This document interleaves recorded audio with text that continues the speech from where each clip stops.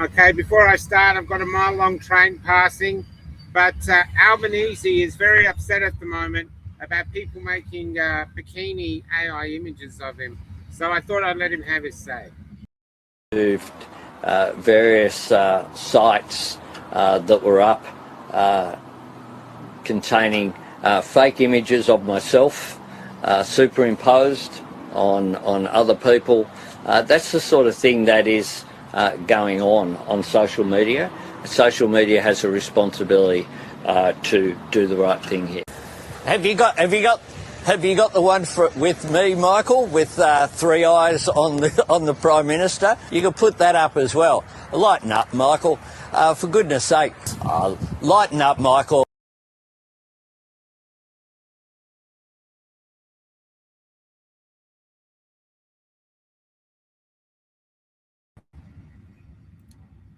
Okay, thanks to the train, thanks to the generator stopping and all these things. We're still here and we're going to go on. Now, tonight we have an interesting lineup. So we have the Wolstencroft. Good evening, fellow travellers. Got a lot of controversial things that he wants to say. Oh, and I thought, who better than Dr. Paix? Dr. Now, Paix! do you know Dr. Paix, Richard? I don't think we've done a show together, Dr. Paix, so buckle up. Here we go. This is a world first. This is a world first. I'm so glad you made it, Paix. I hope you're in the mood. I hope you're all in the mood to invade Greenland. That's all I've got to say tonight. Yes. Come on, let's do this. Okay, I just got something here to start. I actually want to start with this. Basically, we'll get back to Twitter in a sec because Canada, England, and Australia want to ban Twitter. But yeah, crazy. The NSA guy who's in jail is Joel, right? His name is Joel Davis. That's correct. Yes. Okay, I want to read this about him. Look, let's put up. So this is by, I can't read his name. So he's arrested over social media post, charged with harassing a politician. Post was telling others to ratio the politician on X was posting about him and his group. Prosecuted by national security investigation teams. Remanded and put into solitary confinement. Bail denied, unacceptable risk of reoffending. Misses the birth of his child. Misses Christmas. Bail denied again. Transferred to a maximum security prison. Gets internally classified as a national security threat despite no evidence of terrorism charges. Placed on punishment ward. Minimal to no out of cell time. Denied access to TV. No access to Bible. No access to priest or chaplain. Showers restricted or denied. Phone privileges restricted. Lost communication with his lawyer after being classified as national security threat. Random new charges being added.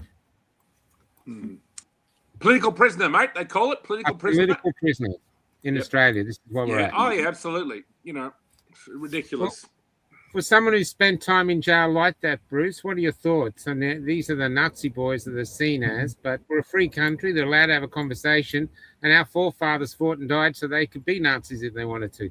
So what are your thoughts, Bruce? Did you say we're a free country? No, we aren't. It's the Dutch, mate. It's the Dutch speaking. I recently revised what Stalin said about free speech as a result of Bondi and the immediate rush of government to just clamp down on law-abiding citizens even more rather than do a root cause analysis. And Stalin was asked about free speech, and he said, we don't let our citizens have guns. Why would we let them have words? Yeah, exactly. So, I mean, it's very Stalinist, all this, obviously the whole Bondi thing, the way this, they want to clamp down on various forms of speech. Obviously the people they're going to target first are going to be the people in the, the National Socialist Network or whatever. They're going to be the canaries in the coal mine, as the saying goes. But like, as we all know, Australia doesn't have, many free speech, provisions in our constitution. So, you can see us heading in the direction of the United Kingdom, where people who just basically say, look, I think there are too many immigrants in this country.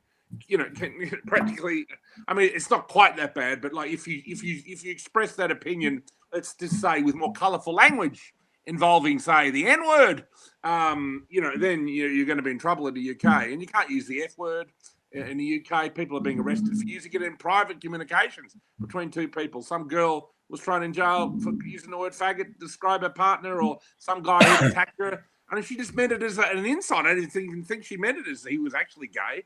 It was just, this oh my God.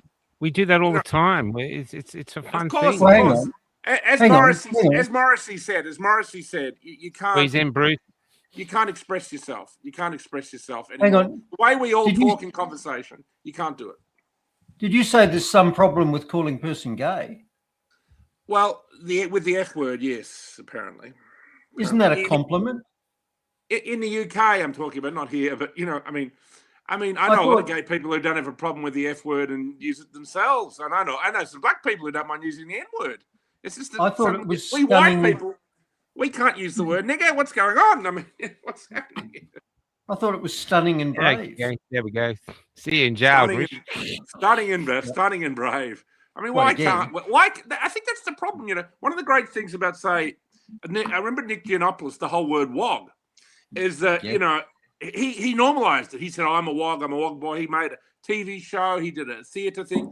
But then he also basically allowed Skippy, Anglo-Saxon people like myself and yourself, call him a wog. I mean, I knew Nick Giannopoulos. I'd see him out in the club and he'd make a joke. And I'd go to his face. I'd say, look, you're a silly wog. And he'd look at me. And there's that moment of like, how did I mean it? Of course, I meant it in a nice way, because I like wogs. I like Greeks, Italians, all that. So I didn't have a problem with that. But the fact that I could use that word to his face, that broke the fourth wall, because when you diffuse the power in the word, and I think the problem with all the racial insults we have is that black people should encourage white people to use the N word whenever we like. You know what I mean? And they should say it's cool. Because that gets rid of the power of the word. Gay people should say to all your friends, use the F word to us if you want, even if you're angry with us. It's all right. The words don't mean anything. And if you would, and we can even go as far as the people in the Jewish community. There's a few colourful words there. I certainly won't go into them, but there's a few colourful words there, and they should encourage the K word. Say it if you like. Go right ahead.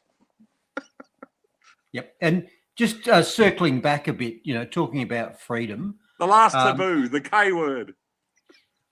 Us people in the West, people who are descended from Western Europe. So in other words, yes, all the good people, all the best people are descended from Western Europe. That's right. All the people who built everything and invented everything and are now blamed for it. Yep, correct. But historically, you see, we inherited European and British laws, and there is no provision for freedom of anything in those legal sets. Yes. And the reason for that, in comparison to America, America, they wrote the rules for their new country right after they just waged a revolutionary war and an insurgency against a tyrannical, oppressive government, brackets the British. So the British lost that war. So they were very keen that would never happen again.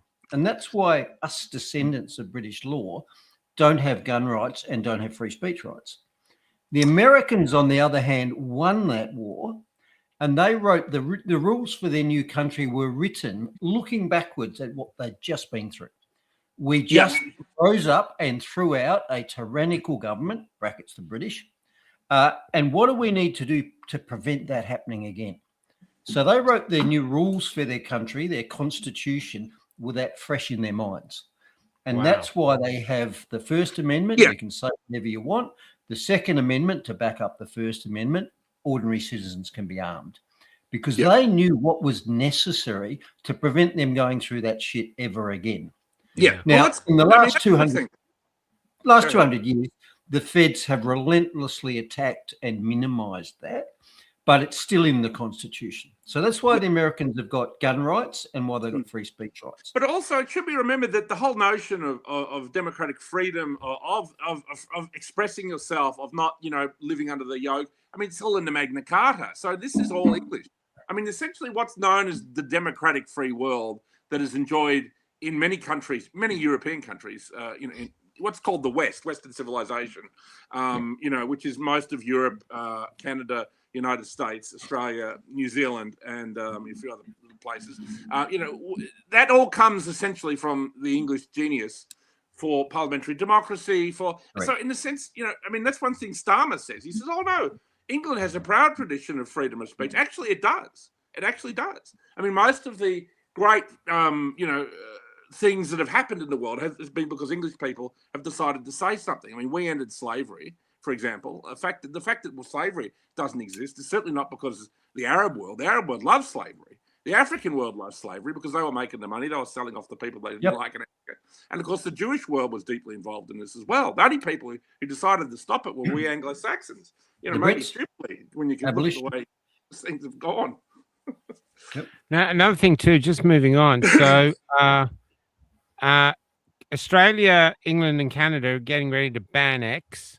And why is that, mate? Why they want to ban? Well, why. These are the women that are doing it. So these are the women, and this was really interesting. It's always the women, and above all, the young ones who were the most bigoted adherents of the party, the swallowers of slogans, the amateur spies and noses out of orthodoxy. Orwell, 1984. But that's their first picture. They were going to put this. They all look like that woman who got. That picture didn't go down as well with the thing, and but bunch of dominatrix. They're the women who are getting ready to ban X. Question for you, Michael. You've listed the women, and to be honest, the women are the ones who want to take away the freedom of the men. They want to castrate them and minimalise them and marginalise them. Now, my question is this, and I'll phrase my question with the following background. On Friday, I spent 12 hours on a fire truck running over Middle Victoria in the worst conditions I've ever fought fires in, and that included the Grampians last year, with a lung full of ash and soot with massive heat loads on the truck. The truck overheated because we clogged up everything with ash. And I would say 80% of the firefighters I saw were men aged 50 plus. Another 10% were men aged less than 50, and 5 to 10% were women. Okay. And I spent 12 hours on a fire truck today. In fact, I rushed home, sat down. That's why I was combing my beard, no time for makeup. Bit of grooming. You can't tell. I smell a smoke at the moment. I literally just. That's a nice smell. I like that smell. I just came in. So, question is, okay, given that men traditionally are the warriors in your society, men are the rescuers, they're warriors. That's just a fact. They're more interested in doing it, and by and large, they're better at it. End of story. I'll debate that with anybody. So, what are your women going to use to enforce their brave new world once they've castrated all the men? Yeah, well, there's this whole thing that maybe this kind of way that women have kind of, really entered into politics in Western countries is a huge mistake. I mean, maybe everything went wrong with, giving women the vote 100 years ago or so. Of course it did. Now, let me say something. Where everything went wrong. You know what I mean? Why do we ever do that? Richard, shut the fuck up for a second. Thank you. Let me agree with you without you butting in, all right? So, yes, 100 years ago, women got the vote. And in every country, big error. Every country where women get the vote, 100 years later, it is a socialist shithole. And I'll explain to you why that is. It's because when we lived in hunter-gatherer tribes, men and women had very different jobs. Of course. The men went out and chased stuff and caught shit and killed it and brought it home. So the men were competitive but cooperative hunters. They were violent warriors who went out and cornered, captured, tracked down, caught animals and brought them home. So the men were in a competitive world where success depended on you being competent. Now, when they came home, they gave the spoils of the hunt to the women. The women are the domestic managers at home.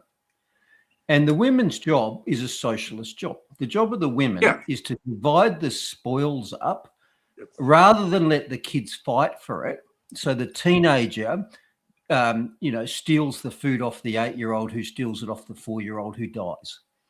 So women are hardwired to be socialists, and men are hardwired to be warriors. Fascists. That's the way it is. Fascists. Let's call it. Let's say what it is. Fascist. You know, I agree. Men are hardwired to be fascists, and you know, I think our whole society. Hang on. But all you're doing is talking, mate. All you're doing is talking. It's saying. I want you to define fascist, because the meanings of words matter. And let me just look to my side. Can I pull it off my bookshelf? Violent hunter-gatherer. There you go. There's a good definition. Now, I've read Mussolini's biography, and Mussolini, of course, was the father of fascism. Great hero, great man, very great man. Mussolini defined fascism as a marriage between the corporation and the state. Mm-hmm. He's a dialectician. What he didn't realise, fascists were dialecticians. They kind of believe in opposites, dialectics and synthesis, and that's fascists were totalitarians, the same as every other ist. I don't care if you're a communist, a socialist, a fascist, a technocrat, whatever. What's wrong with totalitarianism? What's wrong with it? I'm an individual, mate. That's what's wrong with it. If what? Okay, totalitarians. I'll answer your question. So in the world, there are two sets of people. There's the people like me who just want to be left alone. Yeah, well, you're welcome to be left alone. I mean, in a fascist, I'm not welcome to be left alone. Not at all. There are people who are welcome to be left. There are people who want to be left alone. Look, in Nazi Germany, you could have gone off into the bush, into the country, into the Alps, and you might have bumped into the Führer one day walking his dog Blondie, and he would have given you a shout out, and you'd have been up there in your little hut like Ted Kaczynski, and no one ever would have bothered you, mate. Richard, when you finish making my point, I'll make it because it's different. All right, mate, go on then. Okay. We're talking about fascist. I've told you what Mussolini's definition of fascism. He's allowed to define it. He's the father of fascism. I've read his autobiography. Well, he's one of them. There are many, but go ahead. I have a degree in political philosophy of fascism, so if you want to argue this, we can go ahead all night. Again, once you finish making my point, I'll continue, but it might be different to the one you've made. So Mussolini defined fascism as a marriage between the corporation and the state.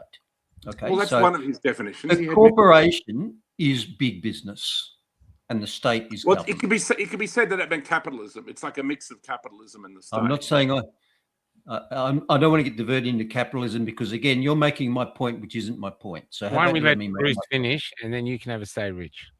Otherwise, we're wasting everybody's time, Richard. Yeah. So I take Mussolini's definition of fascism, which is a marriage between the corporation and the state, which means big business and the state run everything. Now, what Mussolini got wrong is he didn't know that the government was on the bottom. He thought the government was telling business what to do. No, in the modern world, business is telling government what to do. Have a look at the COVID era. Pfizer bought world governments, and they got the governments to do what they wanted. Now, reference back to what you said when we talk about totalitarians, I said there are two sets of people in the world. There's people like me who just want to be left alone, which means we don't want to be told what to do by government. And there are the people who just can't leave them alone, and that's everybody else. And that's why I don't get to do what I want to do most of the time, because 90% of society wants to be told what to do. And they elect another 5% who like telling people what to do. And you got 5% left, like me, who just have to go along, or we get crushed by the boot of the state because we are. Are you finished now? Are you finished? We need some bats, Michael. We need some. You got Paul's. I knew this is going to be feisty. I have to say in a sec. Dr. Paul's not here. He has a slight medical condition, so he's taking some time off. Nothing major. But I think what you're saying there is just overly simplistic. Obviously, the world is full of all different kinds of people. It's not just full of people who want to be left alone and people who want to bother those people. There's all kinds of gradations and variations along that spectrum. Of people who are mildly political, people who mildly want to be left alone, or whatever. So we have to be overly simplistic. Any propagandist knows that's why we have three-word slogans: safe and effective. Yeah, that's true. Because people cannot take a big message. The master of propaganda. Yeah, but I think we're talking philosophically here.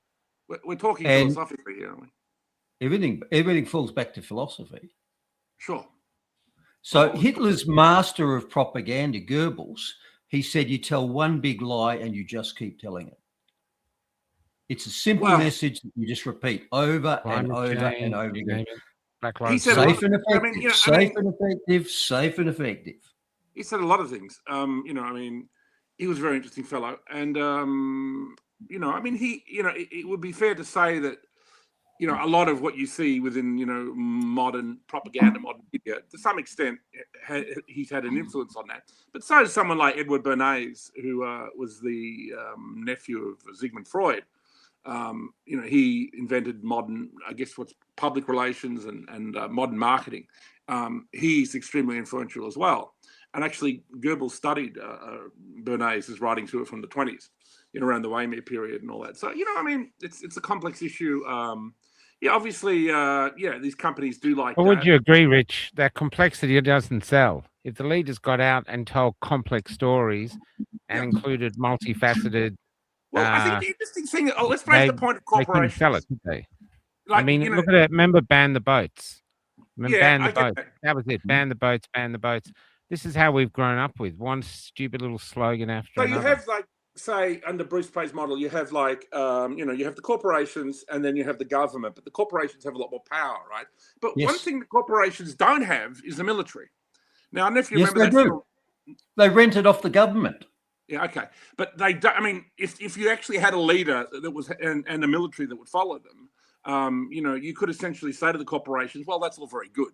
For example, which was what happened, for example, in Nazi Germany. It's all very good that you have this opinion, but, blah, blah, blah. But go have a chat to, the leader of this, the military. And Trump could do that essentially to any company he wanted. He probably couldn't because of the system it's under. But, if you have a government that's strong enough, you can overcome corporations. There is, and, Russia's no done standing military. Just while moving on, just to stay current to all the things that are happening, what are your thoughts? I'll start with Richard, actually. What are your thoughts on Trump abducting Venezuela's president? And then I'll go to Bruce. Well, I wasn't that crash hot on regime change. Particularly when it involves trillions of dollars and like a 10-year war. But it seems like Trump's version it takes 48 hours or it takes 48 minutes to bust into Venezuela. No. You're interrupting me now, Mr. Baldy. And notice I'm staying very silent here, by the way. Go ahead, Rich. Finish what you've got to say. I liked it. I thought it was great. I hope he takes Greenland. Why did you think it was great? Because I just think it's just good. I'm a fan of. I think this accusation that America is an empire. I think it should be an emperor. People have said that Trump is acting like an emperor. I think Trump should act like an emperor, and that this is a new direction. This is definitely not the globalist world order that we've been living under. It's something else. It's it's maybe he's going a bit Napoleon. Maybe he should declare himself emperor. He should get rid of elections. He should declare himself emperor. He should crown himself. They call him a king. Why doesn't he declare himself a king? This is, I like this because it will smash the old world order. It will smash the old world order. Now, what exactly will replace it, we don't know, exactly. Because we all know there are nefarious influences behind Trump. But I think it's interesting. And, it's a lot better than living under. We're in that historical time where Trump, even though he's in his 80s, could decide that he's emperor. He could create a new system that someone like Vance or someone else, a bit younger and more, could, really take further. Or someone like Nick Fuentes, for example. You see the possibility of it. Imagine him as the president. I might just go to Bruce. Bruce, what are your thoughts on stealing the Venezuelan president? Okay, well, it's a catastrophe. The America is an empire. America is a dying empire. And America is doing the things that the Roman Empire did before and during its fall, and for the same reasons. So the reason America is a dying empire is because it's got a decadent population, drug addicted to porn, lazy, don't want to work, TikTok, etc. No decent, hardworking people in America anymore. So you've got a decadent population. You've got a welfare state that they can't afford. The Romans had the dole. The word the dole was a doling out of grains, free grain to the people. They've got expensive foreign wars. The Romans had a big empire and they had to have increasing military power to keep it together. Americans are doing the same thing. The Romans had unsound money. So the word debasing the currency comes from the Romans calling in their gold and silver coins and mixing base metals in with them and then reissuing them. So they got more coins because they didn't have the real thing in them anymore. So are you saying that the period we're in now is like when like Rome went from a republic to under the Caesars, under Julius Caesar and Augustus and Caligula and people like this? Look, I'm unsure about the governance model, but I do believe that America is a late stage declining and failing empire. But how long did it take the Roman Empire to fall? Look, it depends how you define it. It could have been centuries. 400 years, right? So it went into east and west, and that's sure. But how long have we been declining for? At least 100 years. 100 years, yeah. But we might have 300 left. So yeah, I doubt it. Anyway, and the final things you get with a dying empire, you get barbarians at the gates because the barbarians work out that your country is now unsound and they can invade it. They're the immigrants. Well, immigrants, legal, whatever, legal or illegal, legal or illegal. And they're there to plunder it. They're there for the welfare. They're there for the free stuff, not the free dom. Yeah. So I think what we're seeing with America, the question was, what do I think of the Venezuelan you didn't like it? Adventure. Why didn't you like it? Okay, well, multiple things. One is because it's a symptom that America's in decline. And when America goes, the West goes, because we're even worse. But why is that a symptom of decline? Because when you've got a declining number one military power in the world, they become increasingly desperate to use that power before whoever the second level power rises and challenges them. So they often go to war while they still can, rather than wait. And it's China. China now makes everything in the world, and wars are all about making stuff and using it to blow up. But hang on a second, can I interrupt there? Why's taking Venezuela's oil also cut off the oil supply to China? Why? And it will actually stymie China in that sense. It's a very clever kind of Trump 4D chess move. Yeah, look, that's a minor point. The strategic picture here is America's a declining empire and it's doing the thing. But hang on, you say it's declining, but maybe it's just beginning. Maybe America's really about to enter its imperial phase. Maybe Trump's not going to stop. Why stop too? Why stop at Greenland? I've just told you everything. I've just told you. Because who's going to stop? Told you why. Wait, Rich. Wait. Let's finish. I've just told you why I think America's a declining empire, and I don't want to have more of that discussion because I'm talking to the audience. But I've given you the parallels with Rome, okay? And I've said that one of the things that declining empires do is they go on military adventures while they still can. So America just took military action against another sovereign country. They ginned up a false casus belli. Casus belli means just cause for war. So for the last few months, they've been pretending that there's a drug war against Venezuela, and that's why they're blowing up a dozen speedboats. That's the cause. This is at the same time as fentanyl floods across the Mexican border and the Canadian border. Yeah, so we all know that's an excuse. We all know it's about oil. Correct. Obviously, it's the world's big. It was all BS. And the reason that they need another war is because the Ukraine war is petering out. The Russians have always been going to win that because they've got a bigger economy. They're going to win it.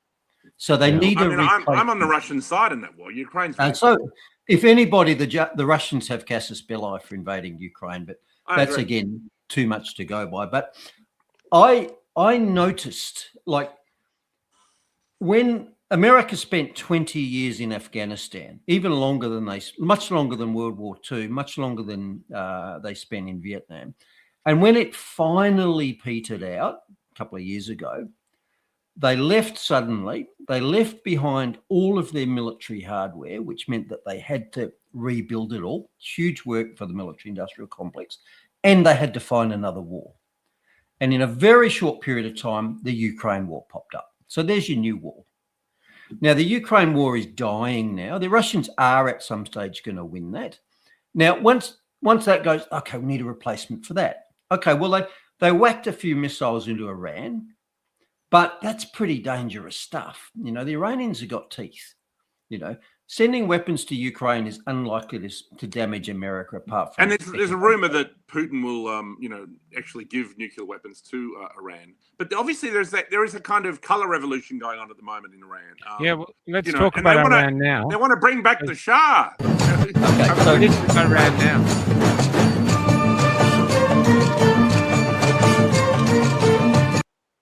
So this is Iran now. Now, some people are saying it's all bullshit. But look, these days, how can we possibly know? AI can fake anything. But okay, let's say there is a revolution going on at the moment. Yeah. Maybe there is, maybe there's not. Maybe the Americans are fomenting it, maybe they're not. The Americans would like regime change in Iran, so would the Israelis. But let's concentrate on the Americans. The Americans. Can I interrupt there, Bruce? Are you sure America wants a revolution in Iran? Because if suddenly they have a revolution, don't they lose one of their greatest enemies?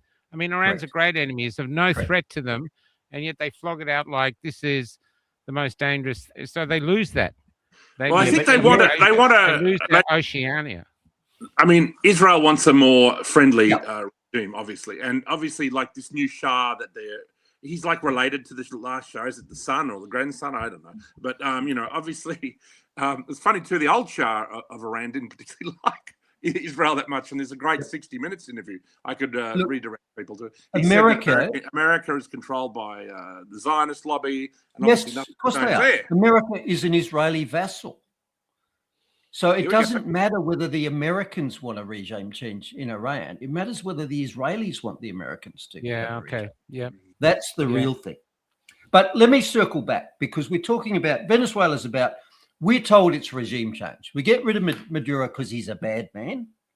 And then we rebuild the oil industry for the benefit of all the peace-loving people of Venezuela.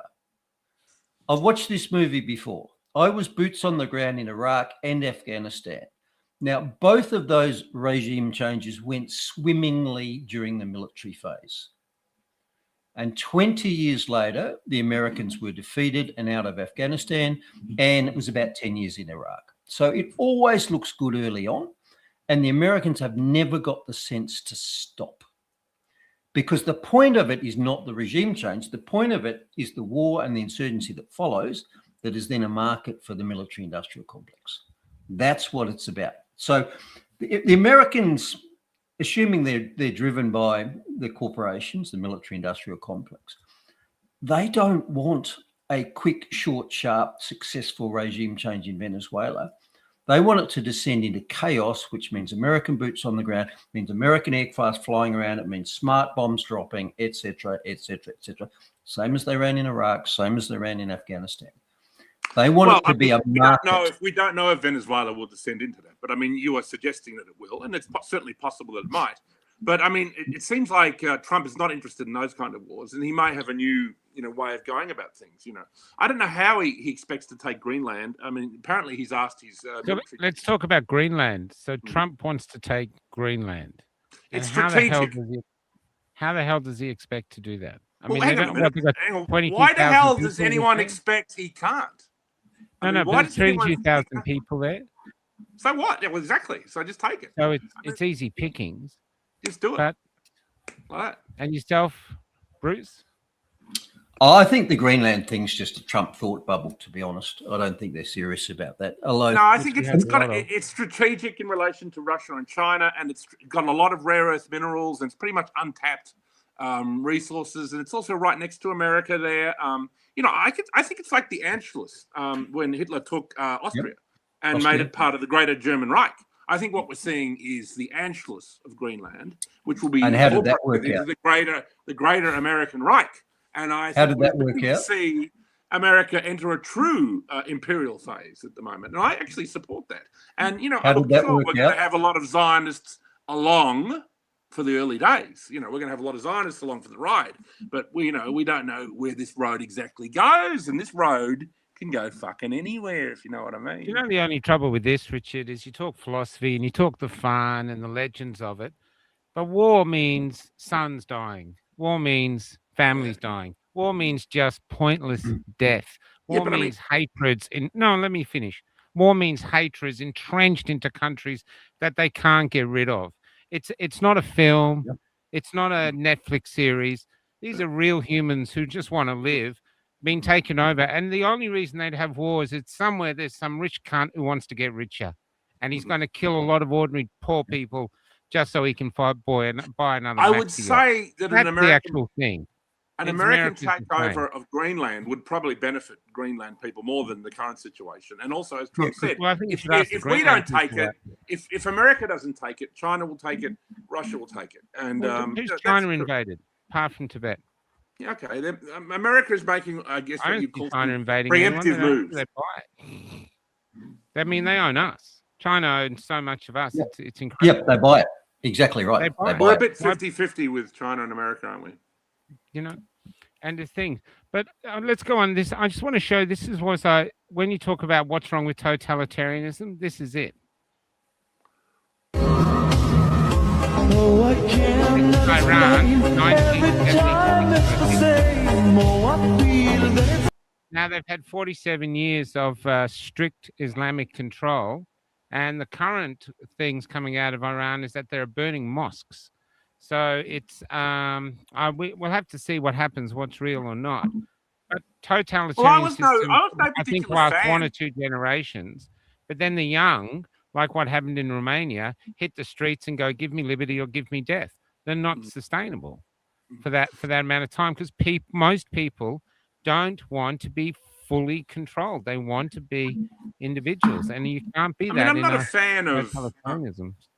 I'm not a fan of the regime in Iran, but I mean, to a certain extent, Iran, Russia, China, North Korea, these represent, polar opposites to Western values in many ways. And there's certainly, many of them are regimes I don't particularly like, but there's a certain, I guess you could call it balance, balancing act, that they bring a certain balance to the world with the fact that they are different, you know what I mean? And that they do have different, ideas about running the world. Obviously, I'm not a fan of war if it can be avoided. Do you think we're a regime now? And I'm going to show you a point. Bruce, tell them about the New South Wales laws on gun ownership. This is totalitarian. Totalitarian gun grab. And so for a start, it was a bit like Port Arthur. So within a week or 10 days of the event, they'd rushed a suite of totalitarian laws which removed citizens' rights through the parliament completely. And 2 of the worst things in those laws are, number 1, there is no right of appeal. So the arbiter of whether you're a fit and proper person to own a firearms license is the Commissioner of Police. And I've been down that road myself, because when I moved to Victoria and applied for a firearms license in Victoria, I got a letter from the Commissioner of Police saying that he was inclined to deny, based on the fact that SAPOL, South Australian Police, had advised him that I was a matter of interest, subject of interest in an ongoing investigation, and my whereabouts were unknown. That was complete bullshit. Are you a sovereign citizen? No, I'm not. No, he's a doctor. I'm an independent. I'm a self-sufficient citizen. So either the VicPol commissioner just lied, or the SAPOL commissioner lied to him. Because I then went into a police station in South Australia and said, "I understand I'm a wanted man, please arrest me." And the desk sergeant went, type, I have no idea what you're talking about. So based on that... Well, I think it's unfortunate that we don't have a right to bear arms like in America. I mean, I do think that, again, and I agree with you with what you said earlier, that America does have these free speech things in the Constitution. But we are seeing the rise of the stocks of Pauline Hanson. And, she spoke, being more liberal with gun rights. She's spoken of, being a lot more of a free speech advocate. I think this is, Australians are to a certain extent. And the fact that they're the second most popular party at the moment, I mean, that's incredible because, we've been living under this, two-party, system, which is it's the same party, as we well know. There's 2 wings and 1 beak, and we all know who the beak is. And, so 2 cheeks of the same ass, I think, is the term you're looking for. Yeah, or the wings, of the, wings of the bird. Yeah, that's it. So it's interesting, though, that the pathetic reason they're using to ban X in all the countries is dressing their premiers or prime ministers in bikinis. That's it. That's why he got. Well, is that why they want to ban it? I mean, that's just That's ridiculous. why. That's why I played that opening. I mean, is Albo that big a soft cock that he can't handle someone mocking him? Yeah. Imagine if Trump got upset when someone mocked him. You know what I mean? Occasionally. This was. All people do online is mock Trump, even people who like Trump. This was the meme of the day. Look at this. So show me on the doll where the memes hurt you. Right here in my mangina. Yep. Crazy. But Michael, just circle back. I'll finish my answer. So there are two particularly egregious power grabs that the New South Wales Premier took within 10 days of Bondi.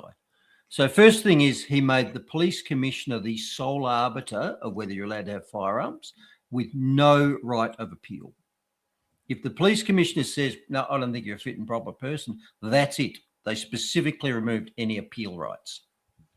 Now, the second thing they did is they included a clause that said no person who's ever been investigated for a terrorism offence is going to be granted a gun licence.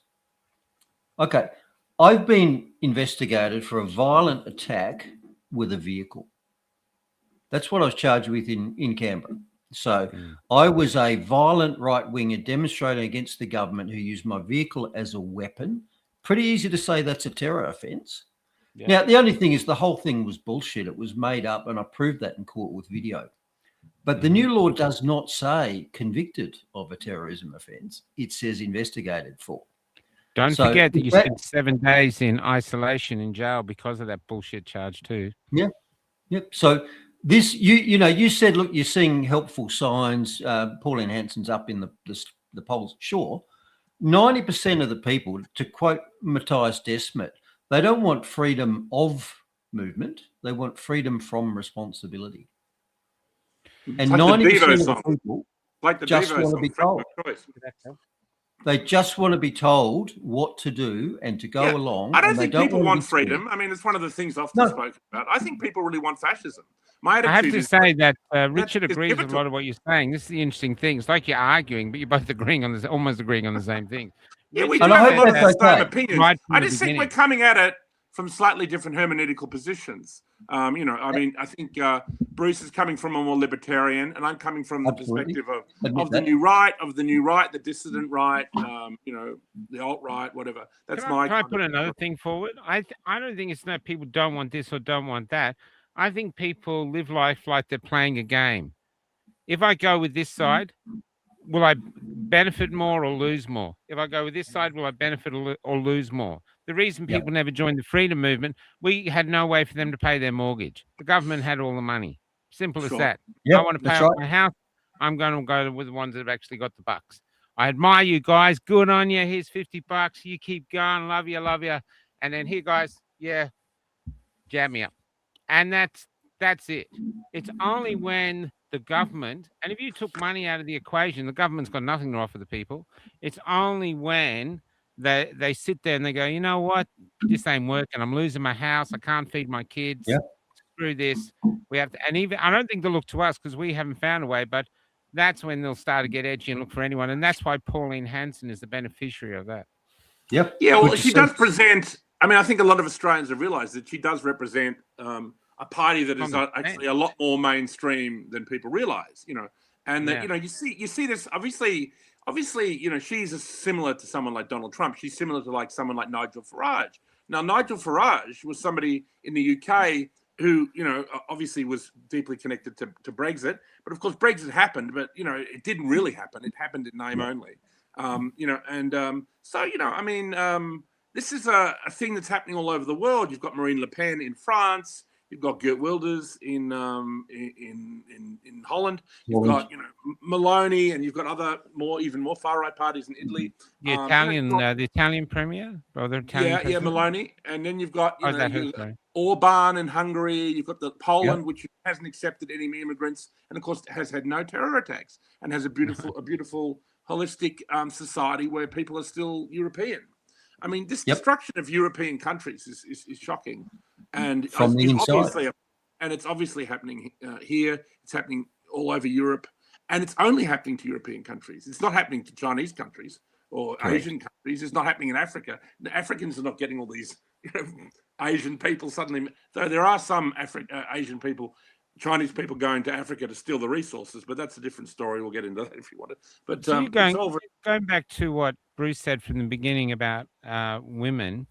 Are you saying that basically the society now is simply our leaders are not tough enough because they're either scared of the female backlash or the women, and they're actually tough enough to do what has to be done in a situation like this? Is that sort of what you're suggesting?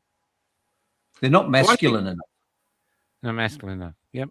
Yeah, I think that women, obviously one of their major points is empathy. And the problem is when you empathize with psychopaths who are leading us or secretly controlling us, you've got a problem. You don't want to empathize with psychopaths. You want to defeat them. You want to fight them. Right? Crack them. And you say you don't want a war. Well, when psychopaths are coming for you, you got little choice. You know what I mean? So what about Margaret Thatcher in the Falklands War? Yep. Well, I like Margaret Thatcher. There are some conservative women who understand borders. Not many of them, but there are some. She was one. Thatcher was one of them. Yeah. And before they launched on that war, she had a visit from the head of the Navy when her defence minister said, "We're screwed, Mum."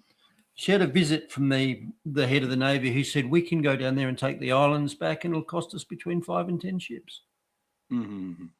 Wow. She had a warrior. Can I put another argument forward, Bruce? What if I've been in the workforce before the theatre? I was in the workforce, and what I noticed, if you worked in a government job, you had to be willing to betray your colleagues to get a promotion.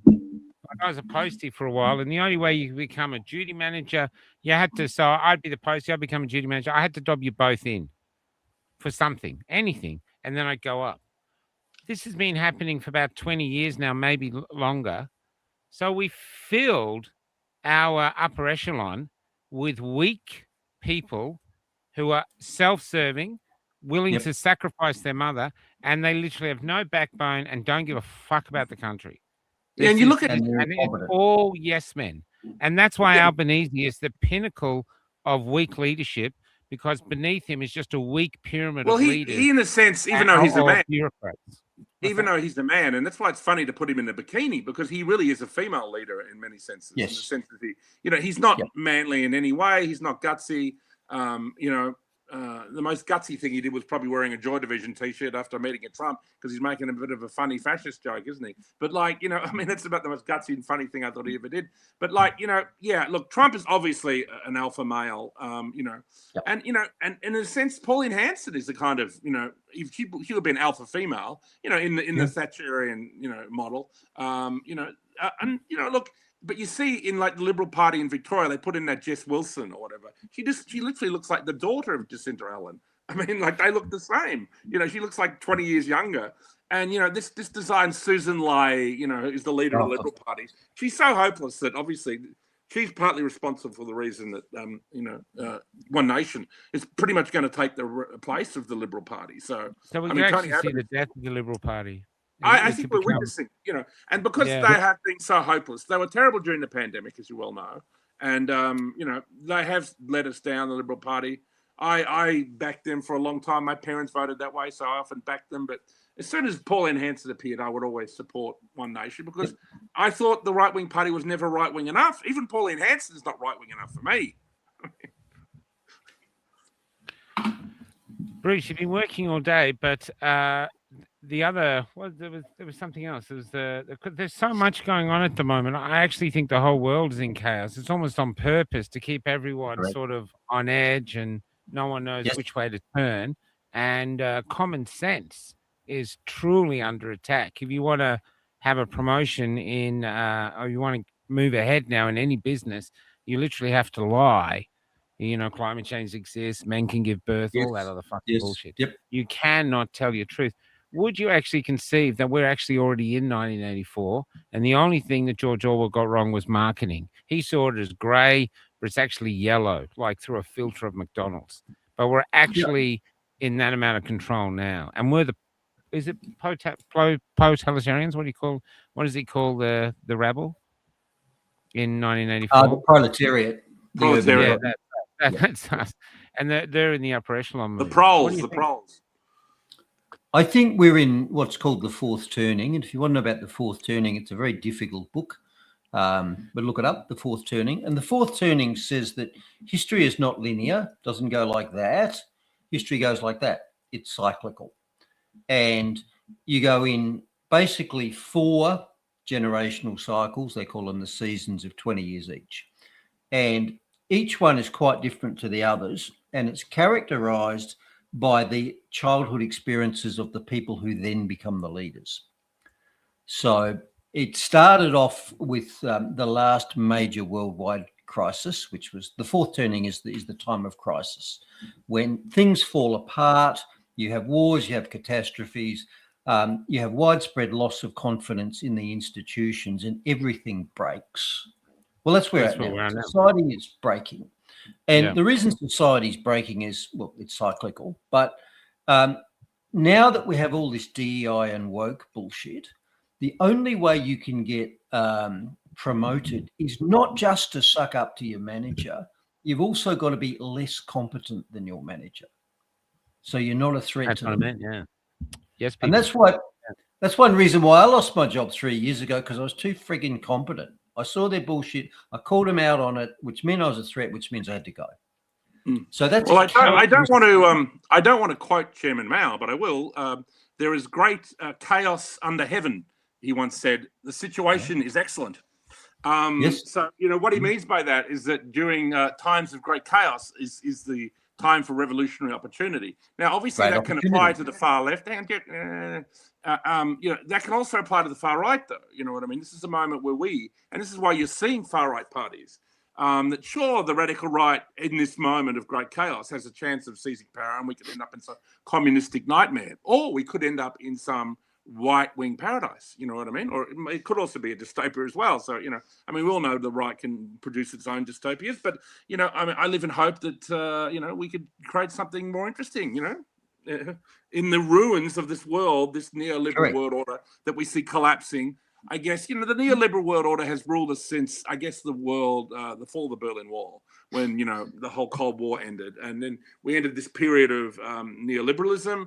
You had that Francis Fukuyama, who said it was the end of history. That was very popular in the 1990s when Clinton was president. Then you had September 11, which was the sort of re-beginning of history. Something else was happening. And then you saw these wars, and then we're sort of at the end of that cycle now with Trump. We're heading into something else, and we're heading into new terrain. And I think it is exciting, in my opinion.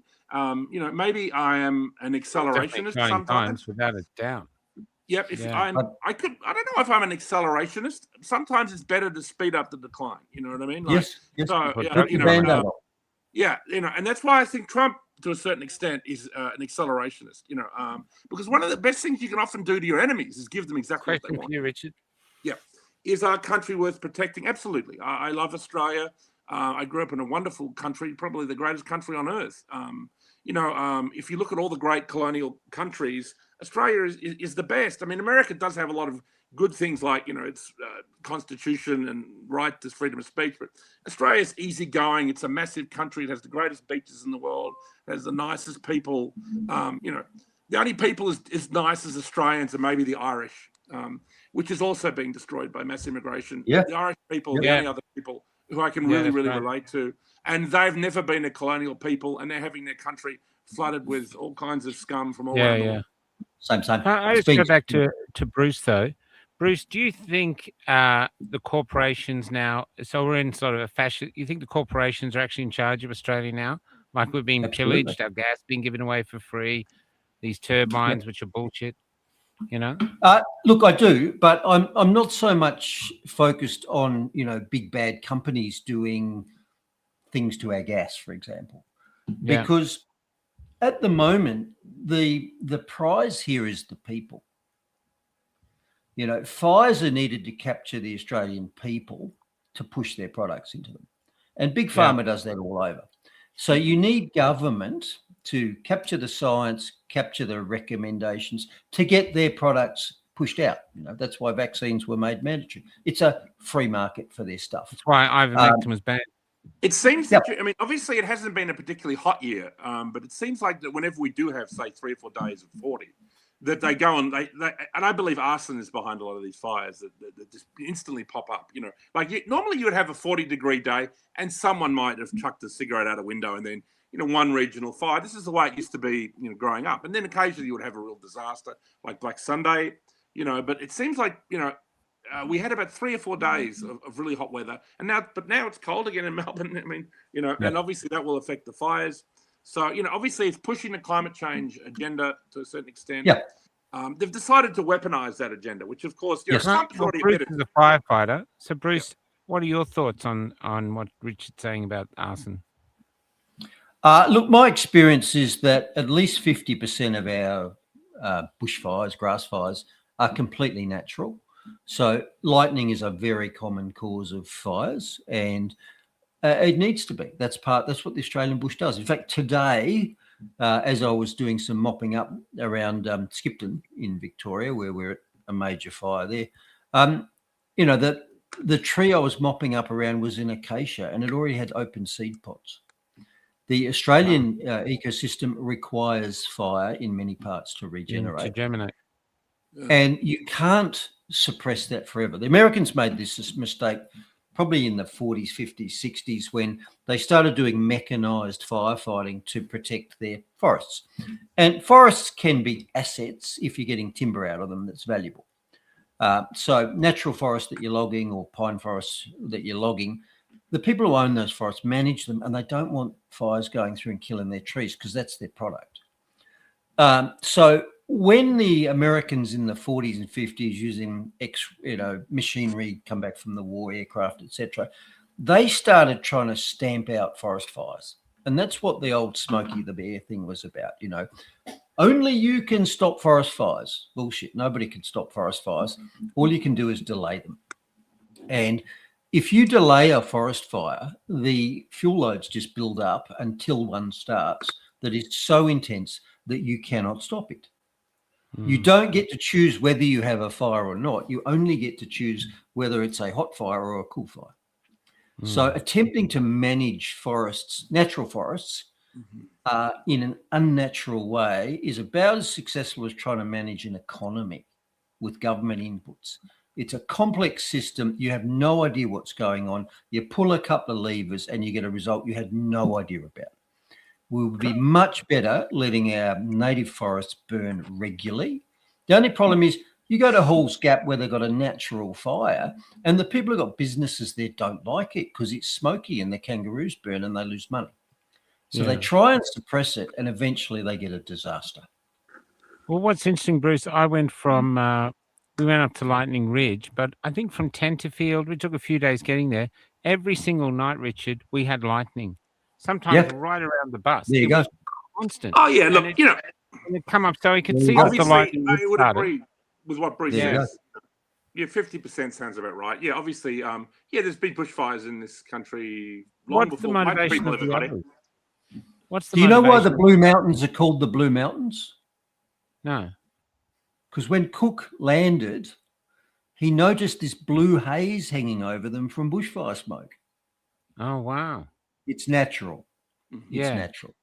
Now, the Anyway, problem is, so what you're saying is we're causing exactly greater that fires politically by not incorrect, allowing it to be natural.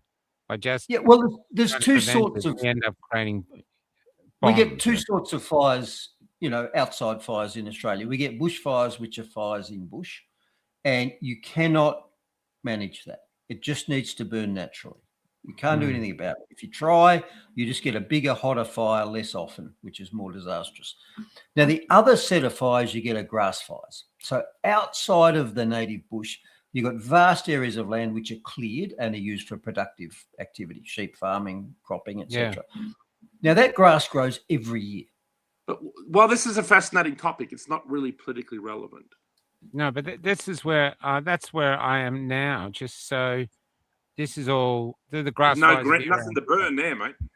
Oh no, there is plant, but it's just low stuff. That and goats, millions of goats, millions of goats. No goats, maybe. Millions of them, man. Have you got a gun, Michael? I actually don't know why we're not eating them. They're all here. Well, the exactly. Arabs don't want them. They're completely healthy. They look fantastic. You got outside with it. They've got no vaccines in them. They've got no antibiotics in them. They What, the are kangaroos? brimming with health. Oh, the kangaroos! They're dead on the side of the road. None of them are dead on the road. We've seen one or two dead. It's all kangaroos. But I'm thinking, why aren't we eating these guys or milking them or doing something? They're a I mean, resource there is sitting here. some demand for kangaroo meat, but not a lot really. I think. No, goat meat. I'm talking about.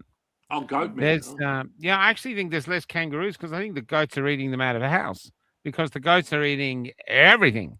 You know what I mean? So yeah, it's just interesting being out here. That's one Can of we the get things back being onto out here. politics since that's my métier? Well, I think what was left. So we did Trump. We did the woman who got Iran, shot by ICE. We did ICE. X. The woman who got shot. Oh, the ice lady. The Yeah. woman who fucked around. What are your thoughts on the ice lady killing? Well, she fucked around and found out, didn't she? Basically, you know what I mean. There's one thing I know about people in the United States is that when a US cop tells you to do something, you kind of do it. You know what I mean? I've been pulled over a couple of times by, "You've never seen me so polite." You know what I mean? And I just want to take this moment here to say to my African American friends over in America, many of them I'm sure are listening, if a cop in the United States pulls you over, first of all, put your hands in the front just like this. Yep. Good evening, officer. How are you? Good evening, officer. How can I assist you? Oh, you'd like a breathalyzer, whatever. Can I hop out with my arms raised? Believe me, if you do that, you don't get shot. And I imagine this woman who just got shot by the ICE agent, if she'd said, "Oh, Mr. ICE officer, what would you like me to do? Oh, get out of my car.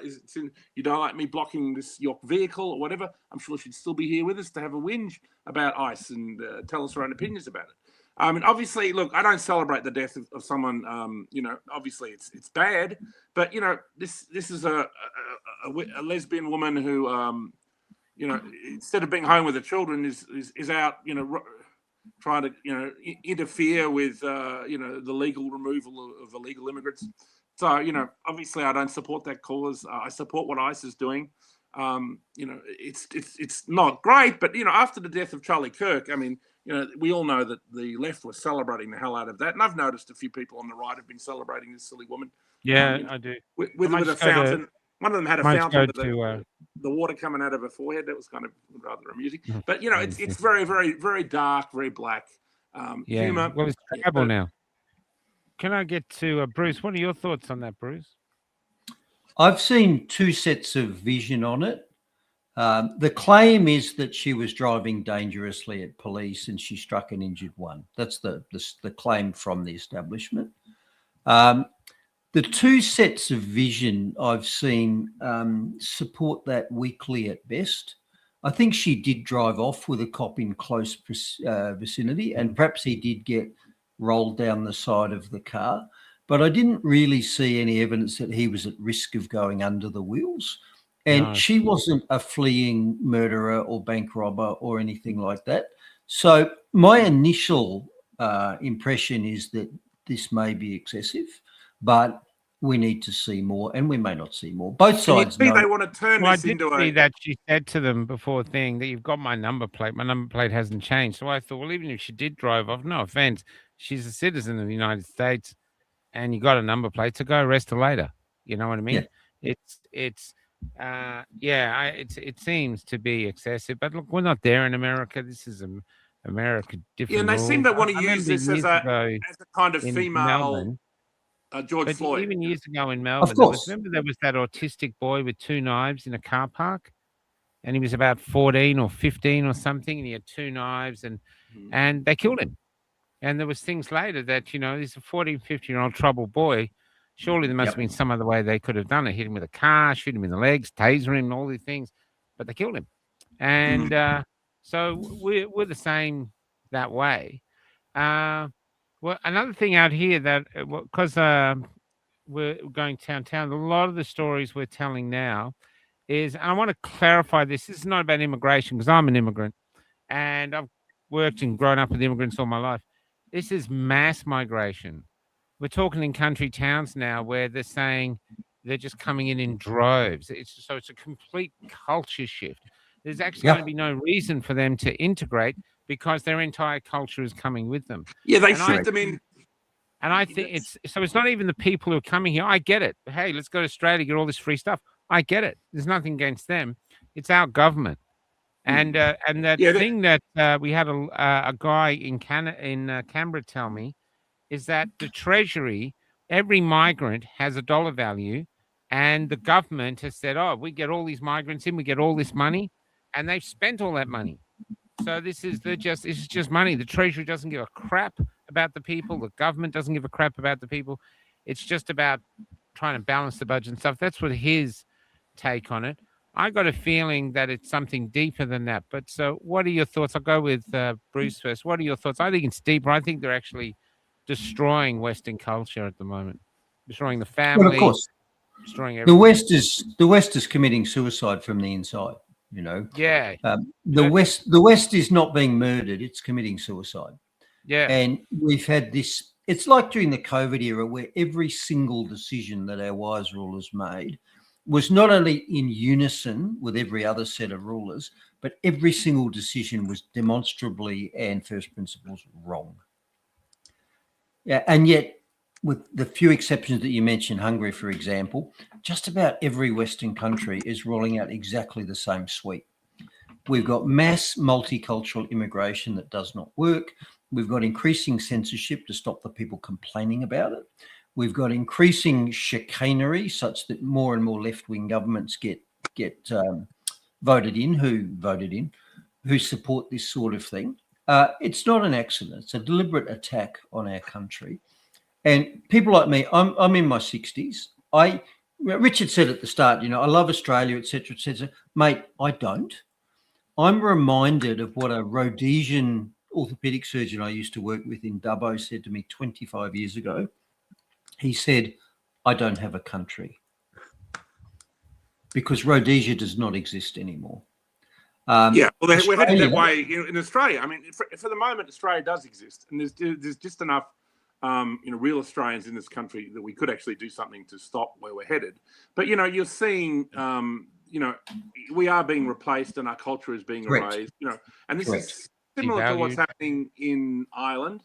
Yes. You're seeing, say, a small village in Ireland with 200-300 people is getting 500 or 600 immigrants delivered to it. So obviously, the town overnight they've become a minority Irish in their own town, and these are small, beautiful Irish communities that have been Irish for centuries. Like I think this is the greatest crime against humanity ever committed. It's what we're witnessing at the moment. It is the greatest crime against humanity because Europeans are we are the people that, as many have pointed out, we invented everything. The whole modern world is the invention of Europeans. Modern democracy, freedom, free speech, every technological device you touch. And of course, other cultures have done a few things along the way, of course, and we've all had a dialogue between us. I've no problem with intercultural dialogue. And, when I go to a foreign country, I like that it's foreign. I like that it's different. Me too. And I like, I would like to go to the Middle East and see their values and things. I just don't want to see them here in our country. And I don't particularly want to see, all this Israeli bullshit either. There's a place for that. If I want to see the Israeli stuff, I'll go to Israel, while I still can anyway. And, so there it is. Just before we wrap up. And actually, go ahead. Go ahead. I have another thing here. Oh, one thing too, I didn't know this, but John Stapleton, who we're working with, we did a show this morning. So he was a major reporter for the Sydney Morning Herald and the Australian. And I think he said I can't remember the date, he said 2000 and something, Tony Abbott brought in a law where every journalist, mainstream journalist, is a person of interest with ASIO. And if they discover, so say, Richard, you were a journalist and you discovered that you were basically a person of interest to ASIO, if you told anyone, you could get arrested and jailed. So once you found out ASIO's, this is real and it's happening now. So we'd all have it as sound. So but this one I really want to talk about. This is happening in Canada because it seems to me things happening in England where they're arresting people for Facebook posts. That's coming here. I mean, Joel is a perfect example of this. That's coming here. Now, coming from the other angle is maids. And I just play some of this. This one as it was preventable. Dr. Ellen Wee, barely a doctor, of Willow Clinic in Vancouver, British Columbia, euthanized this individual on December 30th. He was 26 years old. He was suffering from diabetes and depression, nothing else. Okay, so euthanasia is not about young people in Asia. MAID is basically an abattoir for the poor and unwanted now in Canada. and it's the high. It's I think it's the second or the first highest death thing now. Well, this Is is the euthanasia? It's Canada killing its own people. As yeah. a doctor, Bruce, what are your thoughts on maids? Yeah, I have huge conflicts here. So, yeah, as a doctor, I worked in a system for a long time, and I saw them literally ventilating corpses for weeks or months. People who are, the chest is going up and down because air's being blown in and out. The heart is pumping because there's a electrode being placed in it to give it the little spark. And these were people who are on a relentless decline for some reason: disseminated cancer, massive head injury, or just general old age and decline. So I mentioned suicidal empathy before, where the West is committing suicide by being nice to people who want us dead. We also have suicidal or misplaced empathy in medicine. So if you look back historically, when you lived in a tribe of 50 people, you were related to all of them to a greater or lesser extent. So it was worth your while being nice to and supporting not only your own children, but your brother's children, their cousins. So you had a certain investment in everybody else in the tribe to a greater or lesser degree. And people were fairly good at working out the rough ratios. You're nicer to your kids than you are to your nephews, than you are to your great nephews, et cetera, et cetera. Now, fast forward that into the modern world where you've got these massive, cities which are full of people who don't know each other and aren't related, and where the state will just swoop in and rescue anybody and ventilate a corpse forever. And so grandma, who has got dementia and a fractured hip and disseminated cancer and is on the slippery slope, and it's not getting better from here. She falls over at home, she gets carted off to the hospital, and she gets pumped into this machine that does nothing but extract value from her until she's dead. Can't fix it. And the family just want everything done, because that's the sort of carryover from when you lived in a tribe of 50 people and you did have a natural reason for keeping everybody you saw you cared about because you were related to them. In the modern world, you're not. So the rallies come in the hospital, say, we want everything done. The government pays vast amounts of money to achieve nothing, just keep these corpses alive forever. And the medical industry parasites off it. So that's one side of the fence. We pump huge amounts of resources in with no hope of any benefit. And it's not like these resources are cheap. We can't afford what we're doing in society now. And health is consuming an ever larger thing. NDIS. No, it seems like you're making the argument that euthanasia should go ahead. I said I have mixed feelings on this. So one feeling is... But basically, in summary, if you were to read like the little book of... So the one side is I see a lot of waste in what we're doing, and I see it suicidally driven. On the other side, yes, I am a libertarian, and I believe I own my body and I have every right to do with it what I want, including jumping off a bridge, because it's mine. Okay. Now, that clashes with the, but, we don't want them to do that because it's not very nice. Or maybe they're incompetent. Maybe the depressed person can't make the decision. I don't think there's an easy answer to this. I really don't know. In Canada, you're seeing a lot of people who are just suffering from things like depression. Wanting to kill themselves. I don't support that, but I think they want to bring it down to 12 years old. That's their goal. Some people. 12-year-old mature minor can say they're depressed, and the government has to offer them. That is a globalist agenda. That's Sabbatean Frankism. That's the usual suspects. But I think there are some people who are in a very, very bad way, and there are also what you're talking about before, people who are just going downhill and never getting better. That it probably is better to switch off the machine on. You know what I mean? And move them on to the next level. Because whether it be non-existence or whether it be reincarnation or be heaven, whatever your particular metaphysical realm is, I tend to lean towards the Christian theme, but I'm open to other ideas. So I think advanced care directives, Kelly always talks about them, like actually saying them now, that this is, if I get to a stage now, if I've got dementia, I don't want to be saved. If I get to here and I've got brain thing, I want to be gone. And maybe we take on the responsibility of our lives and say, in these circumstances, I don't want to be saved. And have talked about it. I can see that. My fear with this, what's happening in Canada, is that it's the devaluing of human life. Yep. And I It is, yeah. see this all around the world. They're devaluing us. And that's why a lot of things I do now, even as we display ourselves, the content we're putting up is about letting you know that it's fucking fantastic to be a human being. It We is, might yes. have these fucking retards in power at the moment, but it's actually brilliant to be a human being. Even this conversation is fantastic. And so while you are There are a alive, lot of great people in the really world. live, push it, There are a lot milk of- it, you know? There are a lot of Yeah. great people in the world, and there are good people on the left and the right. I mean, if only we could get some Yeah, of these so. good people. I mean, you know, if you were to have a left-wing leader who was a really good person, who was actually benevolent, who was actually trying to, you know, I guess what you would say, implement some of the more, you know, the better ideas of the left, you could say, about, say, economic equity, without taking, you know, levelizing everyone in a communist way, but just, you know, helping the poor and taking a little bit more from the rich, things like this. I wouldn't have a problem with that. You know what I mean? Well, who's your favorite leader at the moment in the world? I've actually got one. Who's your favorite?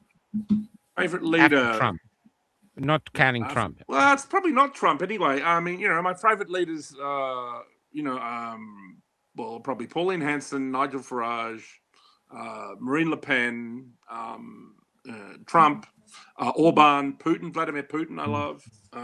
And yours, Bruce. Who's your favorite leader at the moment?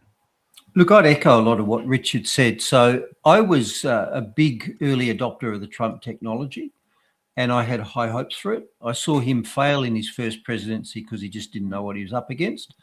And I've seen him learn from that and fail in his second presidency because he's just been captured. So the only person in his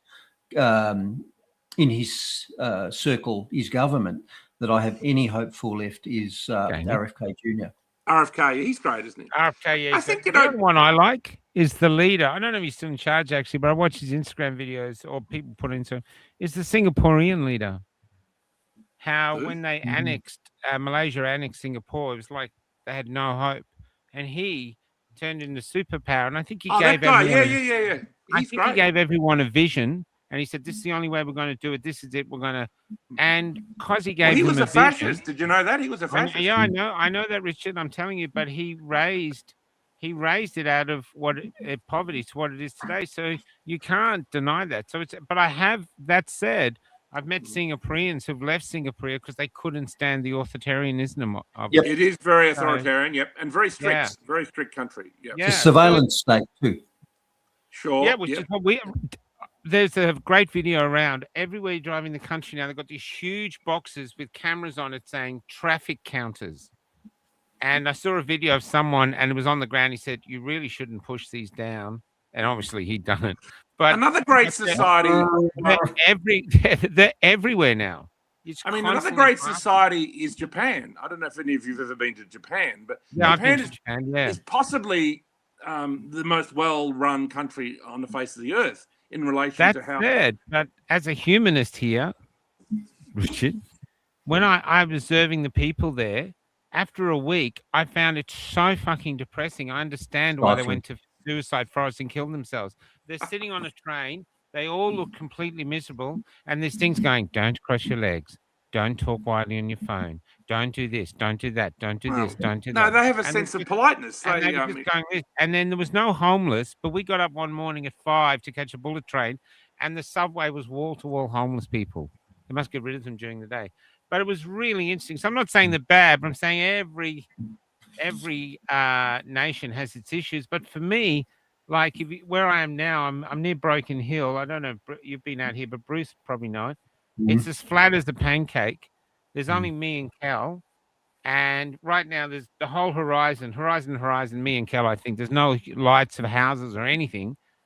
I love it. Yeah, I would like to say one thing about Trump. Vastness of space, and that vastness of space is equivalent to a sense of freedom, you know? Yeah. But, I would like to say one thing about Trump being captured. I agree that he appears to be captured. But you've got to remember, you know, I always use the example of, you know, Godfather Part 2, you know what I mean? Because, you know, like in Godfather Part 2, Michael Corleone, you know, said that the deal with Hyman Roth, you know, it's got to go through all throughout that film. He was doing the deal with Hyman Roth.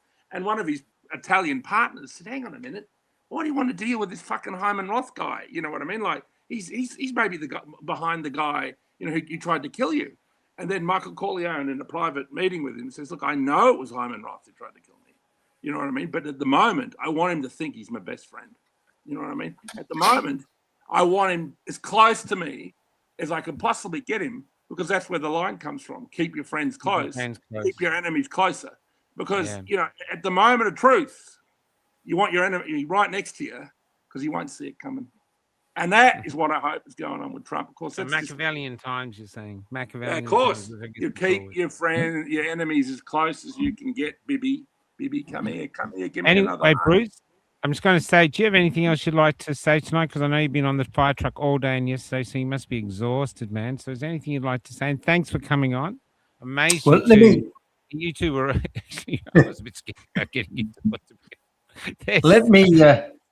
Let me flip your question around. Who do I respect as a leader? Well, I respect myself and my close friends, and I respect the people on the fire truck with me today. And I don't see any need to chunk leadership upwards, to the top level, and to worship leadership coming down. I think it starts at the bottom and goes up. So what matters is that I'm decent and I act with integrity, and that I'm decent to my children, but I also have certain standards, and I'm decent to my neighbour and the neighbour on the other side, and the 5 guys who are on a truck with me today. We've all worked hard in difficult, dangerous conditions. From the micro to the macro. It's a grassroots. It's not a what great world leader do I want leading me? I want to be fucking left alone, and I want to be pushing my thoughts across the fence and around the truck. That was the greatest definition of freedom. I'll get you in a sec, Rich. The greatest message of because I used to ask people in the movement, I go, give me freedom as an elevator pitch, because people go, we're selling freedom here, but explain it to me. What is it? And they struggle. But a Polish woman who'd been through Solidarity, she said, I'll tell you in an elevator pitch, freedom. I'll tell you what freedom is. Leave me the fuck alone. Yeah, that's right. That's it. And that's it. Leave me alone to be me. I won't hurt anyone. I'll obey your laws and leave me the fuck alone. But this government can't. Richard, anything you want to say to go out? And then I've got one funny thing to finish. Well, I just think, it's always a dialectic. It's always a conversation. When you talk about freedom, you necessarily enter into a conversation with unfreedom, and when you're talking about what leaders we admire, I mean, I am obviously someone who's attracted to bigger figures. Someone like Bruce is attracted to people on a more micro level, like local government, like these people he might know in town. That's more the position of someone like David Thrussell. And of course, I respect that. And of course, I believe that too. I mean, obviously, I am same. I like to, work and collaborate with people, and who like yourself, Michael, who I know and respect or whatever. And so I agree with that. And it's been great chatting with Bruce tonight. We've never done this before. Obviously, we've had a little bit of a clashing of heads, but that's always a positive thing. Again, from a position of dialectics, it's good to always have different opinions, but obviously we are on a lot of the same page, all three of us, and that's a good thing. But it's also good that we have differences of opinion, and we can come together, through fascist dialectical synthesis. Well, thanks, Rich. Well, look, we're just wondering here, because Albanese is so upset by the bikini pictures, we're wondering why he's so upset, and this meme might offer some explanation to why he's so upset with bikini pictures. Yes. Yes. Just saying. Does anyone miss Tony Abbott? I mean, he was a bit more right wing than fucking. I met Tony. I actually talked to him. He was very He's all right. decent. He's all right. Yep. Yeah, I've spoken to him as well. I thought he was pretty. Yeah, it's actually. I wouldn't actually mind getting him on. Let's get him back. Might be getting on some really interesting people through John Stapleton, because he's so well connected. 30 years in the media, so he's really well connected. And there's sort of another group. It might be with you too, Richard, of all these intellectuals who have been shunned, and John reckons they'll talk. So it's going to be fascinating coming up. We're doing a Sunday morning show, so we'll see you from there. Okay, we're going out with Lucky Country. Bruce, thanks for fighting for all the people you fought for today. You are a hero. This country is effed in the head. You're an absolute hero, Bruce. That's all when I think of you. You're an absolute hero. Fantastic for what you're doing. We don't Thank you, deserve Bruce. what you're out there saving us. We don't. And After what we've done thanks- to you, you're still there. Thanks for letting Richard and I You butt know, heads. Where's the This rest of is your how it beer? works. Did it get burnt off today? It's probably a bit smoky, but let me finish. Thanks for having me on. Thanks for letting Richard and I butt heads. And this is what men do. Robust decisions. There's no hurt feelings here. There's no, oh, you can't say that because I'm protected. And by the way, it also means if you're wrong, you say you're wrong. I was wrong. I looked it up while we're talking. The Blue Mountains are blue because of the eucalyptus oil haze, not because of the smoke. So there you go. I've admitted I was wrong about that one. Very good. Good. We've recorded that. And we're Luckily, gonna use I've it been eventually. right the whole time tonight, so everything, I don't have anything to look back on. All right, guys. See you tomorrow. And Good night. I'm gonna get Good on you, boys. Rock See you, on. Bruce. Bye bye. Thank you, Bruce, for your service. Thank you for your service. When I met Jesus Christ, he was almost 10 years old.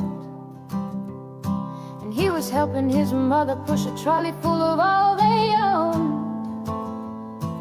And because they couldn't find an inn they could get in, they were heading to the city and leaving Bethlehem. Couldn't you perform a miracle? I'm out of them, he said. I tried turning nothing into warmth, but it just made my mother cry. It just made my mother cry. Mary Magdalene has become a man, and tonight he's old, and she has been riding my tram.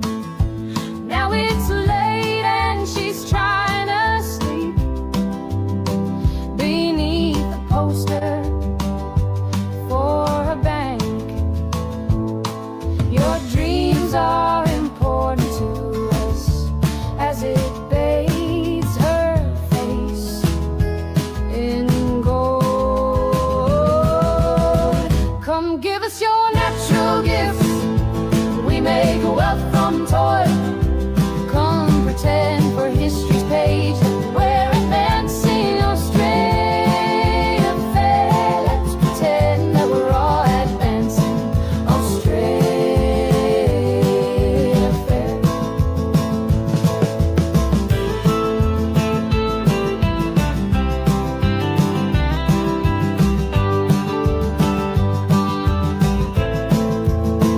Back down the road I found the church we built on the black man's bones was empty, and out the front a sign read all but sold. A sign read all but sold. And we all owe so much money, but to whom we're not quite sure.